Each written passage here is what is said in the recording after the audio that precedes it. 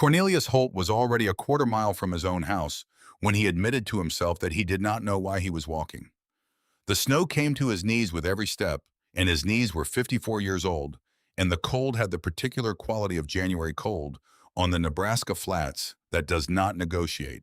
He had sold the bay mare 6 weeks ago. He was walking because walking was the only thing left to him, and he was going to Vesper Crane's claim because there was nowhere else left to go that would mean anything. He had been the most prosperous man in Harrow Flats for 15 years. He had built the only frame house in the settlement, 2 stories of milled lumber with a painted porch that ran the full front length. He had held the largest acreage run, the most hired men spoken the loudest in every room he entered.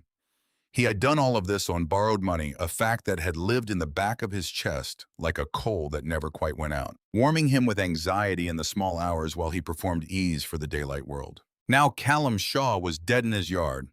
His other hired man had lost 3 toes to frostbite, huddled with the horses in a barn. Holt had been too proud to connect to his house with 40 feet of covered passage. His wife had not spoken to him in 2 days, not from anger, but from a place beyond anger, a place where words had stopped being useful. The furniture that had announced his prosperity to every visitor who ever sat in his parlor was ash in the firebox, burned board by polished board to keep the house from falling below survivable temperature during 3 days of storm. He was walking to the one woman in Harrow Flats he had spent 7 years calling mad. He was going to ask her to teach him what she knew. He did not expect her to make it easy.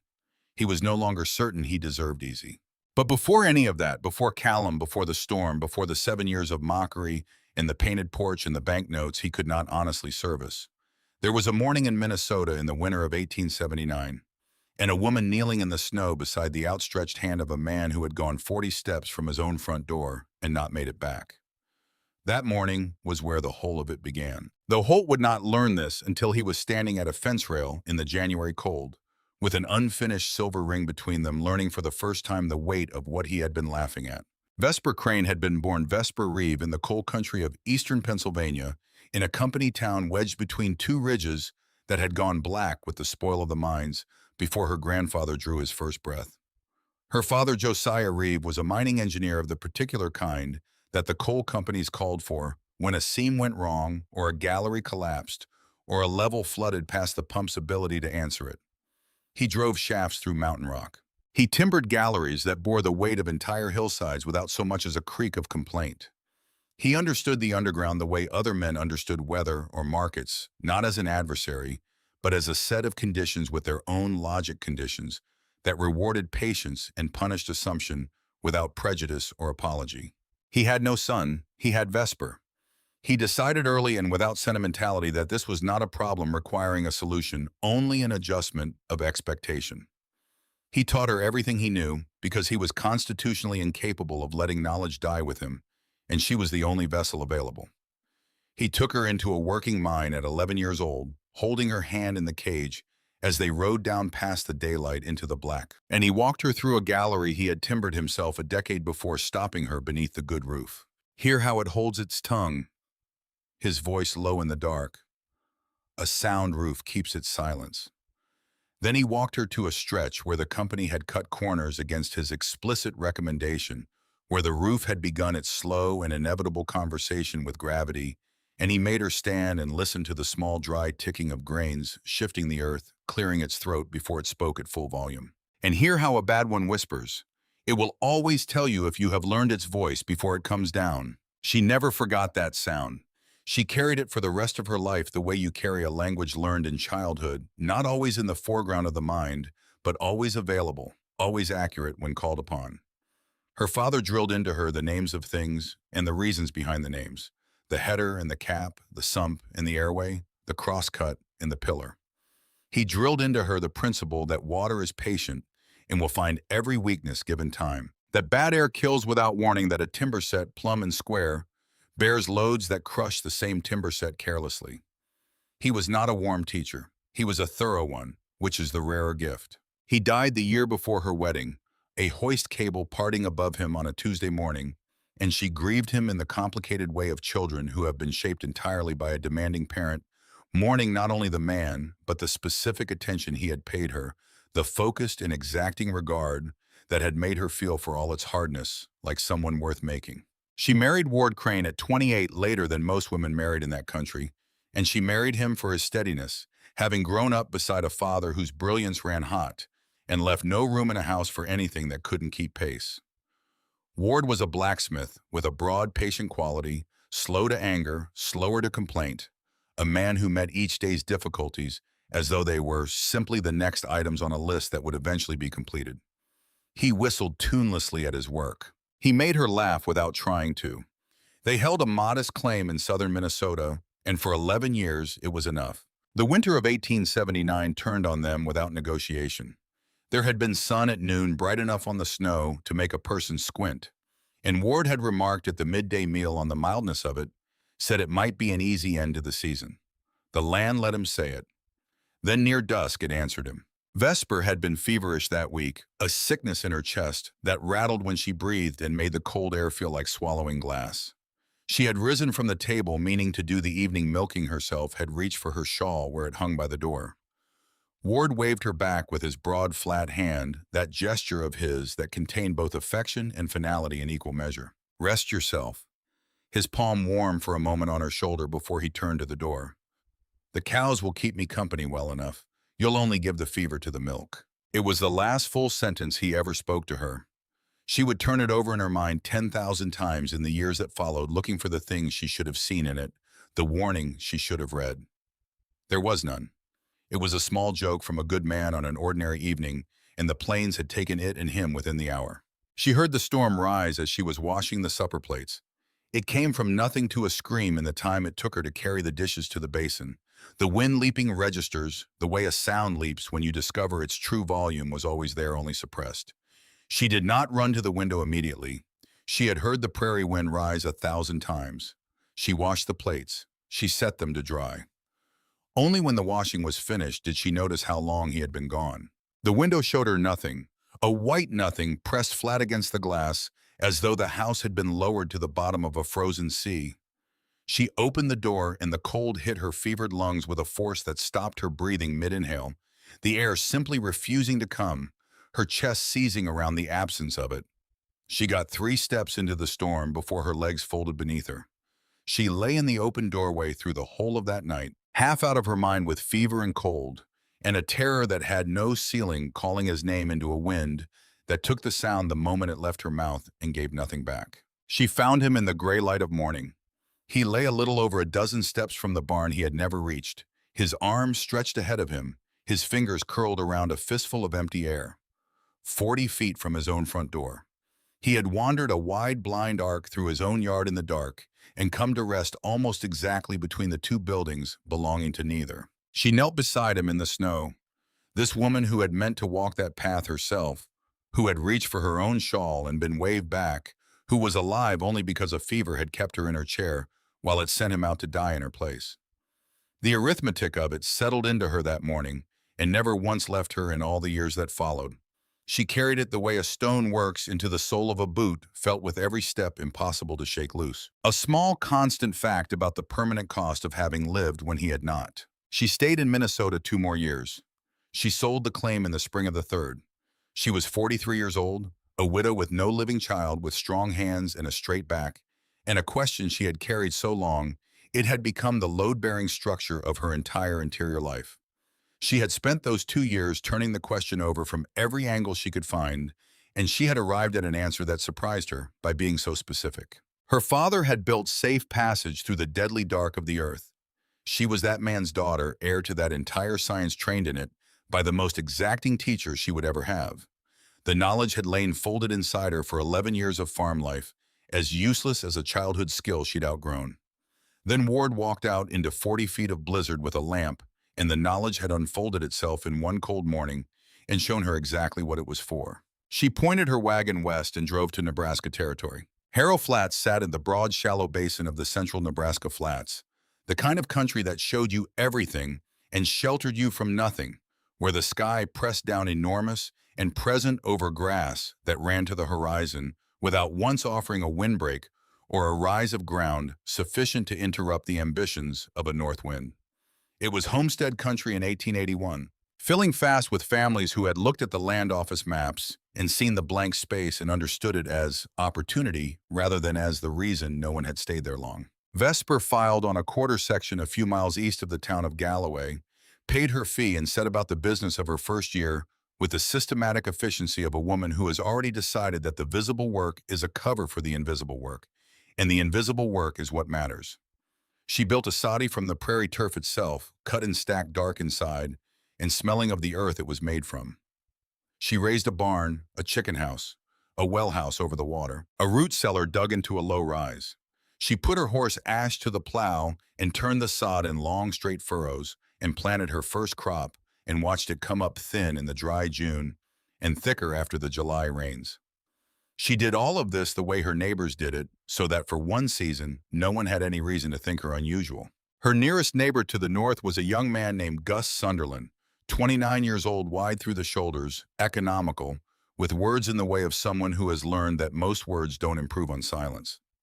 His wife Beth was practical in a way that Vesper recognized immediately as the most valuable quality a woman could carry into this country, the ability to assess a situation for what it actually was rather than what she wished it to be, and to act from that assessment without requiring the situation to apologize for itself first. To the south and west, across the best ground in the settlement, ran the Holt claim.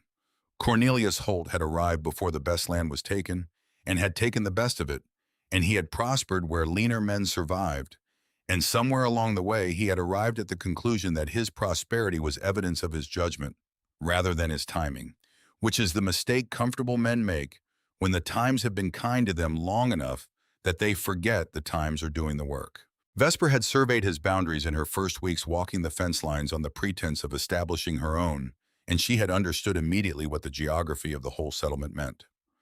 Holt's claim sat at the center like a keystone running north to south across the full width of the flats, dividing the eastern cluster of homesteads from the western farms as cleanly as a river. Whatever network she was going to build, it would require passage through his ground to be complete. She filed that fact away and began building the incomplete version because an incomplete version that worked was more useful than a complete plan that didn't exist yet. She began the first tunnel in June of 1881, in the cool edge of the mornings, before the summer heat made the surface work unbearable. She chose the most necessary line first, the passage that answered Ward's death most directly, a covered road from her soddy to her barn, the exact crossing that had killed him, remade so it could never kill again. The ground fought her exactly as she had known it would.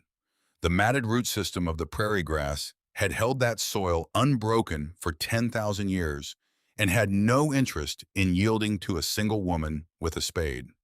She hacked and pried and lifted and carried 1 foot at a time, bleeding through the creases of her palms, where the skin split and the handle of the spade worked the blood into the grain of the wood until the wood was dark and smooth with it. She dug 5 feet deep before she turned the passage level deep enough that the hardest winter frost couldn't heave the floor. She timbered the walls with cottonwood she hauled from the creek bottoms 2 miles off, setting each post and cap the way her father had taught her in a Pennsylvania gallery plumb square. True place to receive the weight of the earth above, rather than to resist it, because resistance is the strategy of the thing that loses, and reception is the strategy of the thing that holds. She floored the passage with hauled gravel sloped toward a sump at the midpoint, so snowmelt and seep could drain away rather than rot her timbers from below. She drove a narrow shaft straight up through the sod at the midpoint, capped against rain, but open to the wind so that the air in the passage would never thicken into the quiet, leaden stillness her father had called the killer that gave no warning. She completed the first tunnel on a bright September morning, broke through into the barn at the far end, and stood in the new opening blinking in the light that came through the barn boards. The work had cost her 3 months of mornings and evenings and the full reserves of a grief that had nothing left to be patient for. She walked through the passage alone in the dark with a lamp, and she ran her free hand along the cottonwood cap and felt the small, solid truth of it, the way it took the weight of the earth above and did not yield the way her father had told her. Good timber always held the way she had built it to hold. Gus Sunderland was riding past when she emerged from the barn end into the September light. He pulled up his horse and looked at the woman climbing out of a hole in her own barnyard with the particular calm of a man who reserves his judgments until he understands what he is looking at. He looked at the work for a long time. Then he rode on. Cornelius Holt was also riding past as it happened on the other side of the fence line. He took in the same scene and arrived at a different conclusion the way a man arrives at the conclusion that confirms what he has already decided. He laughed. It was a big, easy-carrying laugh, the laugh of a man who has found the finest material of the season, and it rolled out across the flats with nothing to stop it. "She's dug a tunnel," he announced to no one in particular, shaking his head. 60 feet of tunnel under the good ground so she won't have to walk the 60 feet over the top of it like a Christian. He wheeled his horse and rode toward Galloway, and the story arrived at the general store before his mare reached her stall. The name attached itself to her before the week was out. The Mole Woman of Harrow Flats. The children learned to run past the edge of her claim with their hands cupped around their mouths, calling it across the grass. The women in the sewing circles said it with that particular softness reserved for people the community has decided to pity. The men at the store said it and slapped their knees, and Holt tended his ridicule with the same care he gave his fields as a thing that reflected his standing and must therefore be kept in good condition. Vesper heard all of it. The flats carry sound, and she had good ears. She heard and she let it fall where it landed and lay where it fell, because words cannot freeze a man, and she had work to do. The second tunnel ran from the soddy to the well house, so that water could be drawn in the teeth of any storm without a living soul stepping into it. The third ran from the barn to the chicken house. The fourth from the barn down to the root cellar. Each of these digs had its own particular fight, its own character of soil and stone and water, and she came to know the ground of her claim, the way a surgeon knows a body, where it was willing to give and where it held, where the water wanted to run, where the stone lay thickest. In the spring of 1882, she approached the Sunderland place. She laid it out for Beth the way she laid out everything plainly, without softening, without flourish. A passage between their root cellar and her barn dug at Vesper's cost, with her own timber shafted for good air. When the surface turned deadly, as it would turn deadly, they would have a road beneath the killing of it. Beth listened. She did not look at Vesper. She looked at the slow round of her own belly, then down at the small daughter gripping the wool at her knee. She ran the figures in her head that had lives for their variables. Consent came from that arithmetic before her husband had finished deciding how a proud man declines the charity of a neighbor he privately considers unwell. Vesper recognized the look they exchanged, the careful courtesy, the sound extend to the touched, because she had once worn its twin herself as a girl, at a kitchen table watching her father bend over ventilation drawings by candlelight, thinking in her private heart that he was chasing ghosts. She had been wrong about that. The Sunderlands would eventually be wrong about this.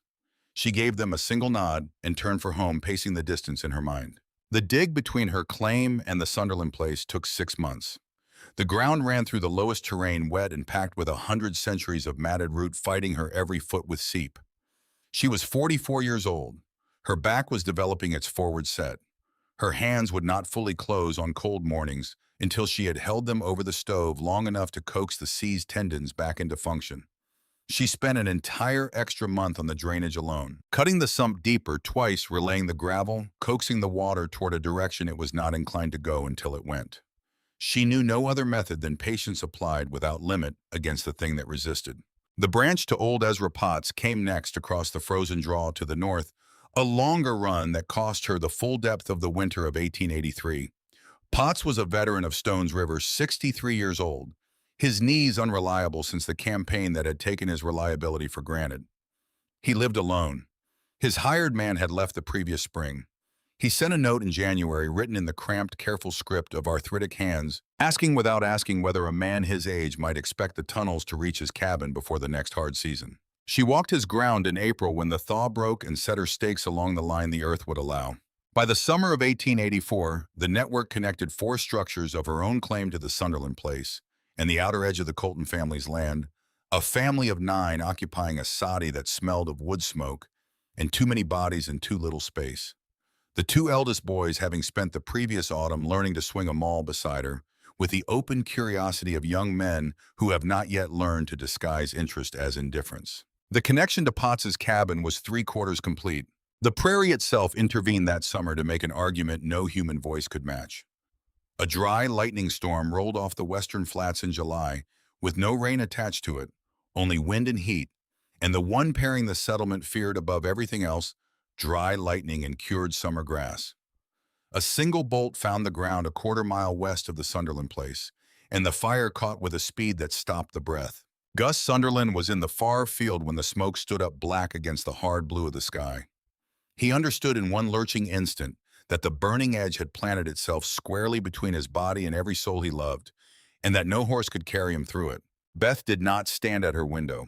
She was not a woman who froze. The year of watching her strange neighbor's underground road prove itself in smaller ways had done its quiet work so that when the moment arrived, she moved without deliberating. She caught the older child onto one hip and took the younger in her other arm and went down the cellar steps into the dark, where the passage entrance waited under its steady lamp. The road carried her beneath the fire that stormed across the surface above. She came up into Vesper's barn with soot on her face and both children alive against her chest. The flames devoured the grass her feet had crossed not 2 minutes before. Gus reached the barn on failing legs that evening to find his family whole. He stood in the lamplight with his hat slowly ruining itself in his hands, unable to look at Vesper, and the thing he could not manage to say broke loose from him, regardless. I stood in that store and laughed along with the rest of them. I laughed. Vesper let the words lie where they fell. She turned to the children because the children needed seeing to, and a man's guilt could see to itself. But something had shifted in the settlement's air that summer, and everyone who heard Beth Sunderland tell the story of the fire, and the tunnel and the 2 children alive, felt it shift. Ridicule feeds on certainty and can eat nothing else. Set before it a fact it cannot swallow and it starves. It did not starve quickly. Holt kept tending it through 1884 and into 1885, his voice as loud as ever at the general store in Galloway, his remarks about the mole woman's warren as reliably polished. What Vesper did not know, what only Marin Holt knew and had known for 2 winters, was that the confidence was performing over a hollow.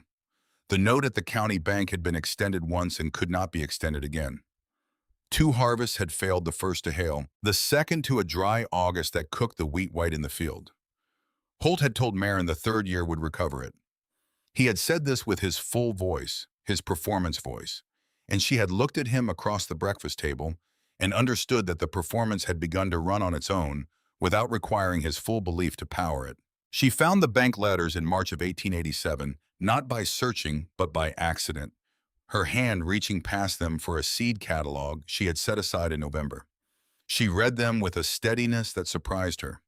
The fear came sharp and specific, the fear of a woman whose life has been built inside the walls of a man's stated prosperity, now calculating how much of those walls were load-bearing. But beneath the fear was something harder and cleaner, a clarity she had not expected. She had lived inside Cornelius's, wanting to be seen for 20 years. The letters showed her the frame beneath the paint. She said nothing. She replaced the letters exactly and took the catalog and went on. She thought about Vesper Crane's tunnels for the first time, without her husband's contempt filtering the thought, and what she found on the other side of that filter was not madness. It was engineering. It was patience made structural. It was a woman who had understood something about this country that the finest house in the settlement had not been built to address. Vesper went to Holt in October of 1886 with the proposal she had been building toward since she first walked his fence lines in the spring of 1881.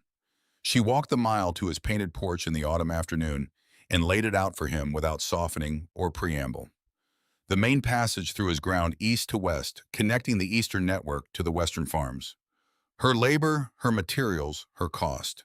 She asked only his permission to dig. He listened with his arms crossed and his shoulder against the doorframe, and he waited until she had finished before he answered, which she noted. A man who lets you finish before he refuses has at least given the courtesy of listening. His answer was no, not the laughing no of 5 years ago on horseback. A flat, private final no, the kind that comes from somewhere deeper than pride, though she did not yet know what the deeper place was. He said he would not have a ditch under his good fields.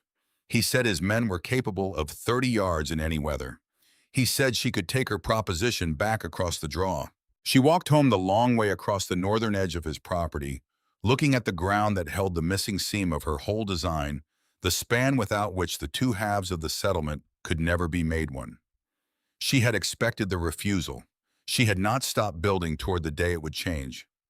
That day came by way of a boy named Callum Shaw. Callum had come to Nebraska from Virginia 2 years before the storm, 22 years old, chasing the same fresh start, the whole restless country was chasing in the 1880s. He was a good worker, quiet, thorough, the kind who finished what he started without needing to be checked on. In the evenings after supper, he sat in the barn with a small file and a silver coin his mother had pressed into his hand when he left home, slowly shaping it into a ring. He was working towards something he hadn't told Holt about, a girl named Delia he had left in Virginia, a question he intended to ask her properly when he had something proper to offer alongside it. The winter of 1887 came in mild and stayed mild past all precedent. December was gentle. January opened soft, the mercury climbing toward 40 degrees on the 12th, a number so wrong for the month that the men at the Galloway store took it as a gift rather than a warning. Children went to school without their heaviest coats.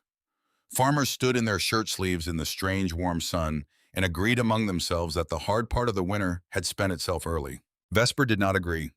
She had spent 7 years learning to read this land the way her father had learned to read the deep temper of rock 1,000 feet down. Not from the surface which lies, but from the conditions beneath it which don't. The warmth sat wrong in her, too complete, too sudden, arriving without earning its passage. She spent the 12th of January walking the full length of her tunnel network, with a lamp testing every door seal, clearing every air shaft of the ice. The false thaw had begun to build in them, checking each drainage sump for standing water that might freeze hard in the cold she was certain was coming. "The land is holding its breath," she said to the tunnel, running her hand along a cottonwood cap at the far junction. She had learned to speak to the dark down here, not from loneliness, but because the dark was the most reliable listener she had. "So I will hold mine and mean to be standing when it lets go." On the morning of January 13th, the mercury that had climbed to 40 degrees fell 50 in a single hour. The wall of white came out of the northwest with the speed and totality of something that has been waiting for exactly this moment and has been patient about the waiting. It did not build. It arrived. 1 hour there was pale winter sky, and the next there was nothing. A moving white that erased barn from house, from fence, from everything, until the known world had been replaced by a roaring blankness in which direction had no meaning. Callum Shaw was crossing the yard from the well to the barn with a wooden pail in each hand when the wall hit. 30 steps. He had made that crossing 100 times without spending a thought on it. The storm turned the crossing into a sentence. Inside the tunnel network, the 31 people who had access to Vesper's system moved through the lamplit underground with the organized improvisation of a community that has not practiced this but understands the principle. Beth Sunderland came first with both children, Gus behind her, with the lamp from the cellar wall. The Colton family arrived in waves, the eldest daughter carrying the youngest child, with her jaw set in an expression identical to her mother's. Old Ezra Potts was brought through the North Branch by the 2 eldest Colton boys, who had run the route to his cabin in the first 40 minutes after the wall hit, and found him sitting in his chair, fully dressed, papers in one pocket, the worn photograph in the other, waiting with the patience of a man who had been told to get ready by someone worth listening to. Food moved from where it was stored to where it was needed. Firewood traveled from Vesper's supply to the cellars that had run low. The Colton children became the couriers of the system, running the dark routes with a lamp between them at a speed the adults could not match. The storm raged at the surface with 3 days of fury stored in it, and the earth below held its tongue and its people. On the second night, Beth Sunderland's labor began 6 weeks early. Vesper went to the Sunderland cellar before the messenger reached her, reading the change in how the system was breathing, an alteration in the movement of people, a concentration of attention that communicated itself the way all important information communicates itself in a small community, through behavior before language. She found Beth past the point of embarrassment about who was present, which is the point a woman reaches when she has correctly sorted her priorities. Vesper had assisted at 11 births before this one. She told Gus what to heat. She told the Colton girl what to bring. She told Beth plainly and without softening what was coming next. The child arrived in the blue hour before dawn, while the storm continued its work on the surface, without knowledge of or interest in what was happening 40 feet below its reach. The child was small but breathing, and he announced his opinion of the situation immediately, loudly enough that Ezra Potts, waiting in the main junction with his hands on his knees, heard it and understood. He closed his eyes for a moment. Beth looked up at Vesper from the bedroll with the exhaustion that comes from crossing a threshold that cannot be uncrossed. "We're naming him Ward." Vesper was folding the clean cloth. She stopped. The name settled into the cellar air and displaced everything around it, sending rings outward that she felt in her sternum and her throat and the backs of her hands. She looked at the child. Ward Sunderland. A name she had not spoken aloud in 9 years, now given to a life that existed because she had refused to stop building the thing the settlement called madness. That's a good name. Her voice steadier than she expected it to be. He was a good man. The third day was the last. The storm spent itself against the flats and withdrew, and the silence it left was physical.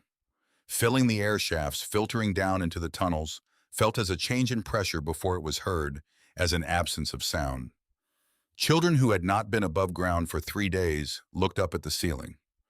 Then Vesper climbed the main access shaft into a morning of punishing brightness, the snow returning every photon of January light with the neutrality of something that has nothing to hide. She stood at the surface and looked west. To the west across the Holt claims boundary, where no tunnel ran, the news came in pieces through the day, and Cornelius Holt brought the largest piece himself. He came on foot in the early afternoon alone, sinking to his knees in the fresh drift, with every step wearing the fine coat he could no longer afford to replace, and boots that were not built for this work. He came without the bay mare sold 6 weeks ago, and without the bearing that had always been as much a part of him as his name. She saw him coming from the barn door and walked to the fence to meet him. They stood on opposite sides of the fence rail in the bright cold, their breath rising in white columns that mixed in the still air between them. He reached into his coat and placed a small object on the top rail wrapped in oilcloth. He did not unwrap it. Callum Shaw is dead. The voice had been stripped of everything except the fact it was carrying. He was 24 years old. He died walking 30 steps from the well to the barn with a pail of water in each hand. He stopped, resumed. He was saving money to marry a girl named Delia. I found this in his pocket. Vesper looked at the oilcloth. She looked at the man across the fence. She found in his face the thing she had been looking for without knowing she was looking, not the man who had laughed at her from a saddle, not the man who had sent her off his porch. Someone smaller in all the ways that produce larger people. Someone the storm had scoured down to what was actually there. My husband died walking 40, she told him. The words had lived in her chest for 9 years and had never once been spoken to another living person. He went out in my place because I was too sick to go myself. He did not come back. She watched the full weight of it move through Holt's face. He had known she was a widow. He had not known the shape of the loss, the precise measurement of it, the specific arithmetic of a woman who had survived because a fever kept her in her chair while it sent her husband out to die in her place. Teach me. Not a request from a man accustomed to being given what he asked for. The only sentence remaining available to someone who has exhausted every other option. Whatever it requires, whatever the labor is. Teach me. She looked at him for a long moment. Then she made her offer. The main passage through his ground, east to west, the full width, the missing seam she had identified in 1881 and built toward ever since. Without it, the eastern network could never reach the western farms. With it, every family in Harrow Flats would have a road beneath the killing ground. She picked up the oilcloth from the fence rail. She held it, feeling the small weight of the unfinished ring. Send this to her, she said. Write a letter. Tell her what he was worth. That's the only debt that can be paid now, and it has to be paid by you. He took it from her hands. He closed his fingers around it. He nodded once the way a man nods when he has nothing left to say that the action doesn't already cover. The summer of 1888 was the hardest work Harrow Flats had ever done together, which made it also the most productive summer anyone on those flats could remember. Holt came to the dig before the other men and left after them, taking instruction from Vesper, without the reflex of resistance that pride manufactures setting timber, the way she taught him, correcting his technique when she corrected it. His hands blistered, healed, blistered again. He did not mention it to anyone. Gus Sunderland worked alongside him most days. The two men fell into the rhythm of shared labor that requires no conversation to be companionable. They spoke about the angle of the current post, the question of the clay layer, the right depth for the sump. They spoke about the work because the work was what they were there for, and because the work was in its way, the conversation they had both been needing to have. When the main east-west line broke through its final wall in September, 9 men stood in the tunnel and felt the air from the western network come through different earth, different ground, the other side of Cornelius Holt's claim, that had never been connected to this side before. Holt set the maul down on the gravel floor. He put his hand flat against the timbered wall beside the new opening and felt it take his weight without yielding. The way well-set timber has always taken weight when placed on purpose to receive it. Gus held the lamp through the opening so the light fell into the western branch and showed good timbering all the way to the first bend. Nobody shouted. Nobody embraced. Holt looked at Vesper across the low space. She was standing at the junction with her lamp in one hand and her other hand resting on a post she had set 6 weeks ago. Her face held none of the triumph a lesser soul might have claimed after 7 years of waiting for exactly this. Only the accountant's quiet of a woman recording a completed item. 17 farms, she said, as information, as the final entry in a long ledger. East to west, both halves. When the storm comes back, it finds every family in this settlement with a road underneath it. The phrase entered the common speech of that country the following spring without anyone deciding to introduce it. To run a crane line. It meant to build the road before anyone believed it was necessary. It meant to prepare for the storm while the sky was clear. It meant the particular stubbornness that does not argue with its critics but simply continues working because the work was never for the critics and never had been. Vesper Crane heard the phrase for the first time at the Galloway store in April of 1889, spoken by a man she barely knew. A Western farmer explaining to another man why he had spent his off-season reinforcing the branch tunnel from his root cellar to his barn. She was at the counter waiting for her order. She heard the words and did not turn around.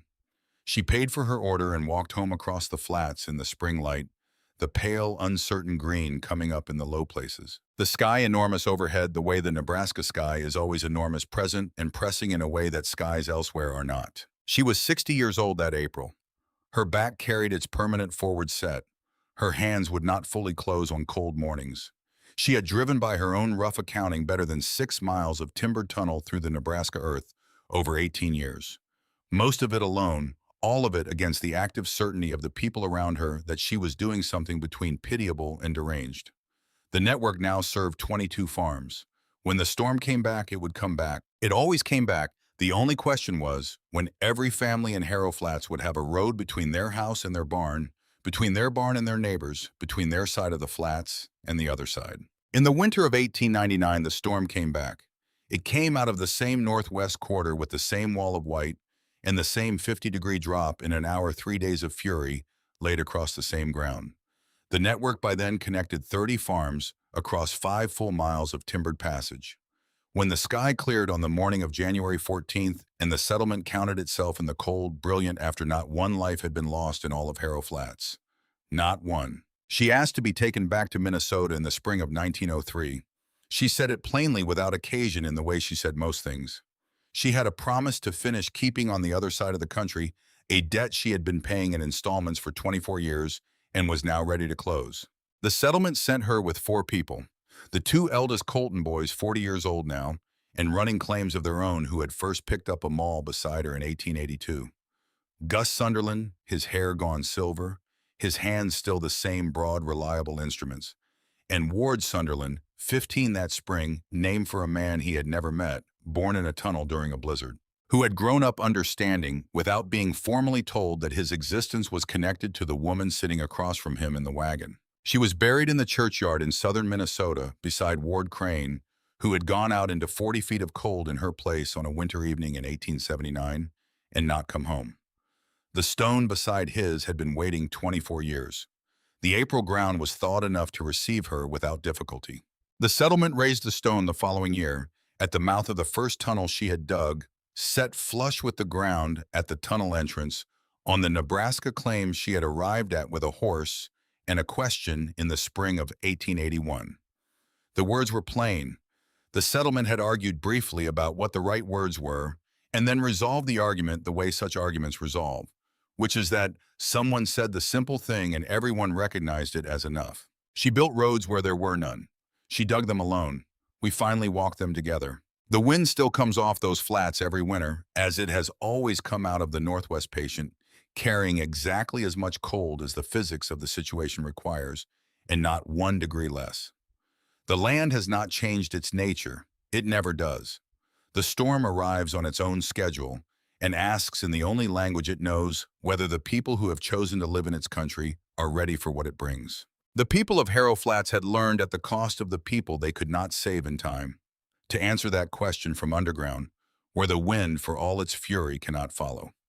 They had learned it from a woman who had learned it the hardest way available, on her knees in the snow, beside the outstretched hand of someone she had loved in the gray light of a Minnesota morning, counting 40 steps. The roads went on being dug after her.